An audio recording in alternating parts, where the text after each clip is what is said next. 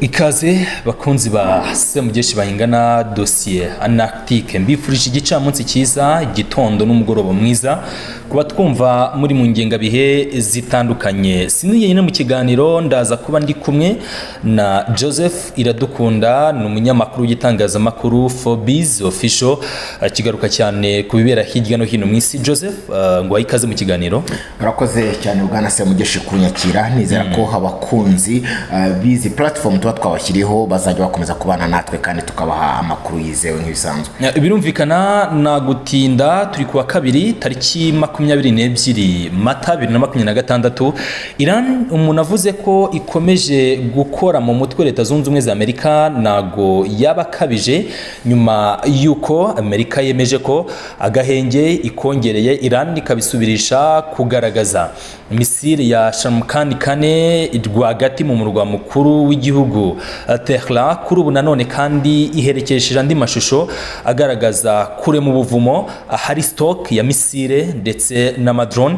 Bumwe muri ubu bwoko abasesenguzi bemeje ko nyinshi muri izi misile ziri hano Iran itarazikoresha na rimwe mu ntambara ihanganyemo na Israeli ndetse n'ibitero bya hato na hato biri kumvikana mu kigobe cy'aba Perse. Iran ni gute yubatse ubushobozi Joseph? Nubona umugabo akubwira ati urantera ubwoba ariko singutinya nshobora guhagarara ku ijambo ryanjye kandi nanjye ngahangana mu nyungu zanjye kurenza uko wanshyiraho igitutu, uwo mugabo y'umutinya byanze bikunze hari icyo aba yicaranye.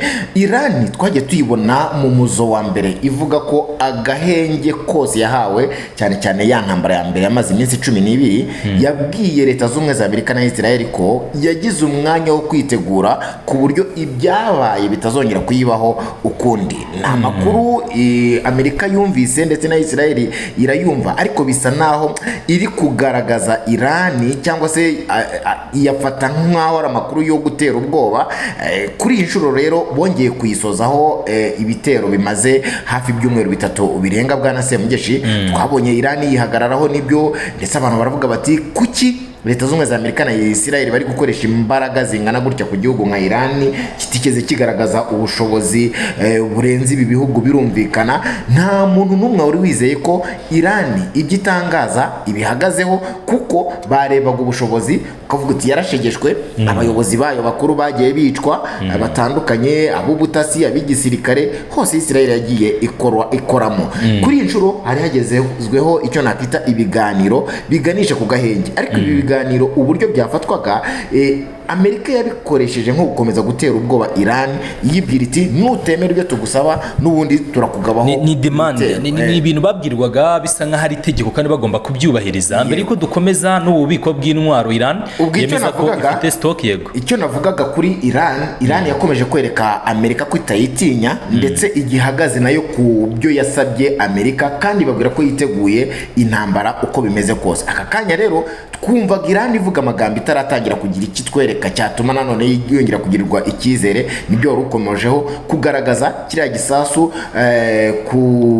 muri Iran Tehran bakakigaragariza abaturage benshi ubona baserebura basa nk'abishimira ubushobozi bwa gisirikare bamaze kubaka. Hakaba hakurikiyeho ubuvumo bugaragaza izindi ntwaro zidasanzwe Iran yibitseho. Nakomeje gukinira amashusho.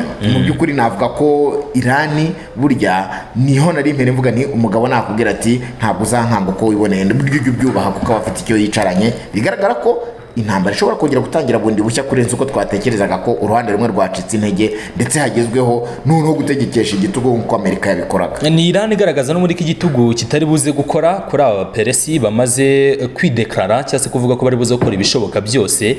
Mbere yuko tuza kugaruka kuri iyi nkuru, ese koko byashoboka ko Trump yarasa Iran kirimbuzi? Global Surveillance irerekana ko Trump adafite gahunda yo kwegereza intwaro kirimbuzi mu bihugu bibegerera mu burasirazuba bwo hagati cyangwa se inshuti ibihugu by'inshuti na Amerika. Urabizi ko Amerika isanzwe ifite izo ntwaro yazideployinze mu Burayi mu bihe by'intambara y'ubutita ubwo bakekaga ko n'Uburusiya bashobora gutana mu mitwe. Kuri ubu ngubu rero Trump ngo nagazohereza izi kirimbuzi ngo zijye mu burasirazuba bwo hagati kuko bigaragara ko amahoro ashobora kuboneka vuba. Kuri Global Surveillance rero inkuru turayigarukaho, niyo mpamvu ngira ngo twari tuyiciyeho.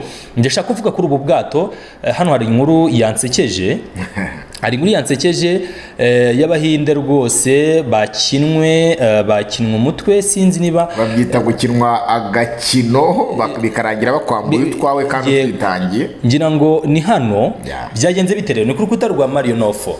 Hari ubwato bw'abahinde ngo bwishyuye bunishyura bakoresheje cryptocurrency, ano mafaranga koranabuhanga.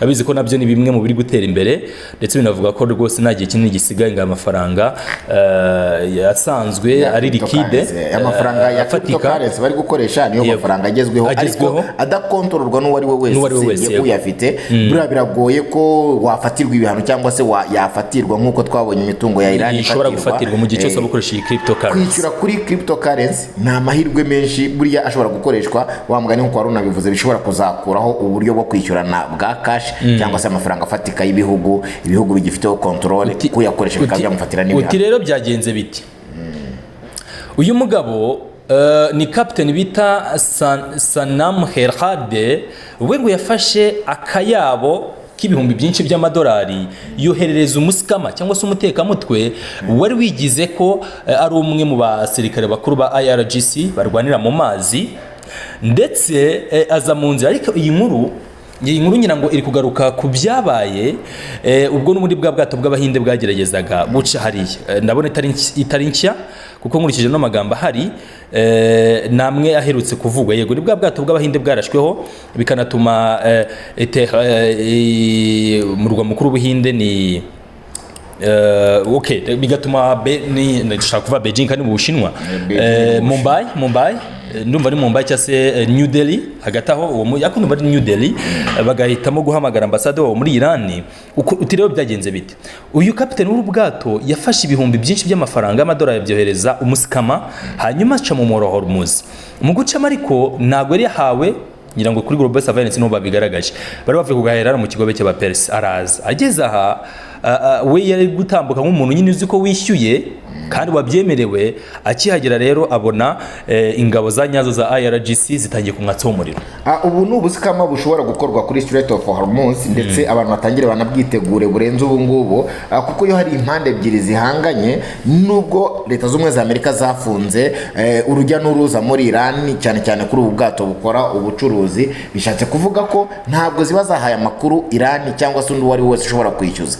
Uwakishyuza mu izina rya Iran ashobora kwishyurwa, uwakishyuzwa mu izina rya leta z'ubumwe za Amerika ashobora kwishyurwa. Bivuze ngo rero biraza gusaba ko n'abakoresha iyi nzira bari buze kwiga iyindi mitwe, cyangwa se bagasaba abangaba n'ubundi bafunze uyu basanzwe bari in charge, bakababwira uburyo bwizewe bwo kwishyura, ndetse n'ikizibiti gishobora kugaragaza ko uwo wishyuye mu by'ukuri ari we nyirizina. Urabizi ko Iran yamaze gushyiraho ibwiriza ivuga ko mu gihe Amerika izakomeza kuyibangamira cyangwa se idakuyeho iriya bariyeri, n'ubundi Iran nayo itazabura kuyibangamira, ndetse inavuga ko ifunze Strait of Hormuz byuzuye 100% ikontororwe na Iran. Biroroshye rero ko waba uri tayari yashobora kwishyuza mu izina rya Iran, kuko Iran iri mu ntambara iri kurwana, ahubwo kumenya ngo nishyuye Iran cyangwa nishyuye abasikama nabyo bigiye kuzajya bitangira kugorana. Byibuze nuko ari igihugu cy'igihanganye ndetse nafite uko kibayeho mu bukungu nk'Ubuhinde, ariko ari nk'umuntu ku giti cye, ari nk'umushoramari wagiye kurangura hari, uretse wenda ko akenshi bagura n'izi kampani, yego, cyangwa se nk'ibihugu byacu n'ubundi usanga uwo musoro bari gusabwa miliyoni 2 z'amadolari, usanga ari ingengo y'imari zimwe muri za ministeri. Birashoboka, cyangwa se bimwe mu bigo bya leta aribyo bihabwa iyo ngengo y'imari ya miliyoni 2 y'idolari. So birashoboka cyane, ni byinshi bishoboka, ariko ahangaha ku mugani kandi ari bagara. Ahangaha rero biraza gusaba ku mugani ko haza kuzamo ikintu cyo guhabwa amakuru mu buryo bwuzuye. Hanyuma rero tukiri hano kuri Mario Nofo, abafite amakuru menshi, ibi bintu by'Ubushinwa tubivugeho cyangwa dukomeze reka tube tuvuge kuri Iran. Reka tube tuvuge kuri Iran. Ubushinwa akantu ngize ngo unyunganireho, tukivuga kuri buriya bubiko Iran yagaragaje, nibyo ni uburyo bwo kwishongora no kongera kugaragaza leta z'ubumwe za Amerika imbaraga za Iran. Ariko se kuki kuri inshuro none tubonye Iran igaragaza ubushobozi bitandukanye nuko byari bimeze mbere? Twagereranya Iran na Amerika ko hari inkende yuri ikarenga ubushorishori, maze abari munsi bagatangira kuyibona ubwambure. Kuki ubu ariko tubonye Irani noneho igaragariza isi ko hari ubushobozi bundi ifite bitandukanye n'uko isi yayitekerezaga. Reka nkoreshe imvugo shusho nifashisha umupira abantu benshi bisangamo. Uzarebe iyo hari match bisaba gukina ale retour, ikipe itsinzwe muri retour izana ingufu, ukibaza ukavuga byagiye kuki aba bantu uyu muhate bari kugaragaza muri retour.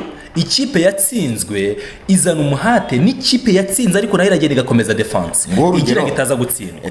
Hanyuma rero ukibaza icyo nashaka kuvuga kubera icyo uwo muhate udashobora kugaragazwa mu minsi isanzwe. Baza unyunganire kwiyo ngingo. Nari ngiye kuvuga n'unganira urwo rugero ariko nkoresheje factual example.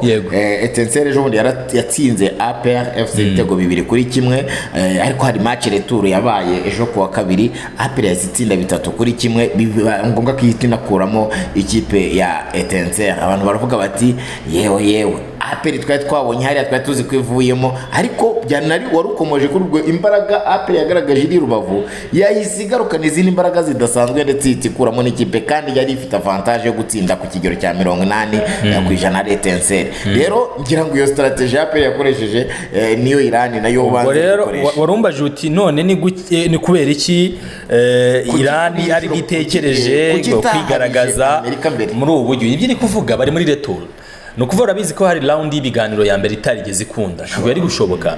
Iyo round ivamo hazamo pression diplomatique, aho leta zunze ubumwe za Amerika ziri gushaka guhatira Iran kugira ibyo bakora ku gahato. N'abari Iran bikora kuko biri mu byo bumvikanye cyangwa se biri mu bwumvikane, ahubwo Iran bikore kubera ko ibitegetswe. Hanyuma Iran nayo igaragaza ko kakantu k'ubuperesi, kakantu ko gufunga umutwe turacyagafite. Nago nubuheza ngone nago turi abana, nago turi ihene mushyira mu kiziriko mwambika ibiziriko mugakurubana mukajya niyo mushaka. Ngaye ngo ibiganiro turicaramo tubwira tugiye mu biganiro, ariko akaba umwanya wo kudutera ubwoba no kwereka isi ko nituticara ngo tubemerere mushaka ngo ntuturi buginyane cyangwa muraturasa. Ngira ngo iyi nkuru turaza kwigaruka byimbitse, ariko nashaka ko tuyivugaho ariko tuyinjiremo byimbitse. Irani, Misiri y'Abanya-Irani yagaragaye ifite ifoto y'uruganda bita Rasfan. Vanga abantu bazi iby'igitoro na gaze batazi uru ruganda ni ikibazo gikomeye cyane. Ni rwo ruganda rwa mbere mu isi rugemura gaze bita LNG, liquefied natural gas. Ni ukuvuga ngo ni gaze, hari uburyo muri bira bihugu gaze babanza kuyohereza iri muri fomu y'amazi, iri muri liquide, ikiri taraba nyine gaze tarabumwotsi. Hanyuma uru ni rwo ruganda rero rwa Rasfan muri Qatar, ni rwo ruganda rwa mbere runini mu isi, ndetse binavugwa ko ari narwo ruganda nyine rufite ubukungu bwa Qatar. Uvuga ngo niba ari uruganda rukora 30% bya gaze ikenewe mu isi. Ni uruganda runini rufite icyo ruvuze, ariko abantu barabyumva niyo mpamvu. Hanyuma rero umva impamvu iyi foto murasirazuba ko hagati byase bigorana kuri essence ndetse no kuri gaze. Umva impamvu rero biteye inyeki inkuru nshaka ko tuza kwimbika twitonze. Iyi misile yagaragaye iri ifoto y'uru ruganda bivuze ko ariho igiye kwerekeza. Iriho ruri targeted. Turabiseka ko nakaga kubera ko nk'uru ruganda rwa Rasfan ruhagaritse gukora izi gaze dukoresha mu ngo. Noneho twavugaga tutarabona niba ikiro 15 ibiro bitandatu nibyo 15, none ibiro bitandatu byatubigura 50 by'amafaranga y'u Rwanda, kandi udashoboye kubigura waburetse wabuvuye mu murongo ababishoboye bakagura. Hanyuma rero ubwo nicyo bishatse gusobanura, ubwo no kuvuga ngo n'ubutumwa bohereje, ariko ibi byari binakubiye no muri ya message. N'ubundi igisirikare cya Iran cyasabye abaturage batuye muri bira bihugu muhunge muve hafi y'ibikorwa remezo, tugira ibintu twikorera byo mu kigobe byose. Irani babwira ati uhirahira akongera guha ikirere cyangwa se guha ubufasha ubwo ari bwo bwose Leta z'Ubumwe za Amerika turamushwanyaguza. Ibyo bikorwa remezo Amerika ivuga ko igiye kurasa muri Irani, natwe turakuba kabiri. Ibi bihugu noneho byakiriye Amerika bikayiha ibibuga by'indege ndetse n'ikirere kugira ngo bakomeze barase kuri Irani. Ibwira Emira zunze ubumwe z'Abarabu ko nizititonda kari buze kuba, ndetse n'ibindi bihugu birimo nizo za Qatar n'ibindi byose biri hariya mu kigobe cy'abaperse nk'uko rubigarutseho. Hanyuma rero hari amakuru ariko adafite gihamya avuga ko kuva umuyobozi w'ikirenga muri Iran yashyirwa mu byumweru nka 3 bishize atari kugaragara cyane, bikavugwa ko bigeze gushaka nayo kwita bamwica ngagakomereka ukuguru kukavunika, igufa rikavunika, hanyuma ngo n'ijisho n'ijisho naryo rikangirika yego. Hanyuma ngo ibi ngo bikaba byarabaye nyine mu gihe n'ubundi hakorwaga ibitero nk'ibyishe se. Ubwo se si Mojtaba Khamenei. Hanyuma ngasigaye aganira akoresheje uburyo bwa audio ngo yirinda ko nyine yagaragara ku mashusho. Hanyuma rero no kudetekitinga ijwi rye kuko ikoranabuhanga ryarazamutse. Hanyuma ngo ubutegetsi bwa Iran ngo buri gukoresha AI muri zimwe muri video ngo ari kugaragaramo kuko hari zagiye zijya hanze avuga ngo bari kwifashisha AI ziteye imbere kugira ngo bemeze abanya-Iran ko bahari. Bamwe rero mu basesengura makuru bakemeza ko uyu mugabo nawe ngo bishoboke cyane ko rwose ubuzima bwe bwaba buri habi cyangwa se atakiri no mu buzima baramukuye mu buzima. Bamwe bavuga ko ashobora kuba atakiri mu buzima yaba yarapfuye cyakora Iran ntigeze ishima kugira ikibivugaho. Bakavuga ko ibyo bitero byabaye ubwo Iran yari gusukwa ibisasi na Leta z'Ubumwe za Amerika ndetse na Israel yaba yarakomeretse nk'uko bivugaga, ndetse amakuru yatangajwe avuga ko yaba yaritabye Imana. Hakomeza gutanga ubutumwa bugaragara ko bwatanzwe na Mojtaba Khamenei ariko nta gihamya kuko nigeze agaragara ku ruhame. Ibi ngibi bikaba byaranabaye no kuri premier ministre wa Israel Benjamin Netanyahu. Rivuga ko nabavuga ko hari igihe yaba yarashwe ariko aza kugaragara muri coffee shop afite agakawa mu buryo bwo gukuraho amakuru y'ibihuha. Iran rero muri ya systeme yabo ngira ngo kugaragaza ishusho si yo ngombwa, ahubwo systeme ikiri strong. Undi wese ashobora no kwiryamira aho ngaho agatanga ubutumwa waba umubona waba utamubona kandi ukabwizera, cyane cyane ko guhungabana kuri Iran ngira ngo byo ntabwo bishoboka. Uhari arahangana kugira ku gihe cyo kumanika amaboko nimba bikunda, nubwo kuyamanika bo aba banya-Iran mbona biba bigoye cyane bitewe n'imyemerere yabo ndetse n'uburyo babayeho. Hanyuma rero dusoreze kuri amashusho y'ibikorwa by'ubugome n'urugomo abasirikare b'abanya-Israel bakomeje gukorera abanye-Palestine muri West Bank. Aha nsubiza inyuma gato no mashusho wabona ko n'abasirikare baraje ureba ubugome bw'aba bayahudi. Ni inzu nta kitwaye ariko urabona ko yasa amabati ngira ngo n'amategura bahise bayitwika. Biravugwa rero ko hano nta wapfuye ariko bakomeretse ubushye nyine bakomeretse harimo n'abana. Ibi rero ngo ni ibikorwa bigomba kwamaganirwa kuri nubwo Leta Zunze Ubumwe za Amerika zisa nkaho zigishaka kubitera inkunga. Joseph Iradukunda na Forbes official ngushimiye nago naba mu by'ukuri ngiye kure bakoze cyane. Ngushimiye bwana Bayingana Semugeshi, ngushimira cyane kunyakira ndetse no gukorana ikiganiro cyiza nk'iki ngiki, ariko byose bigamije guha abakunzi bacu amakuru yizewe kandi meza. Muhahe kandi muronke mwibuke gukora kuri subscribe.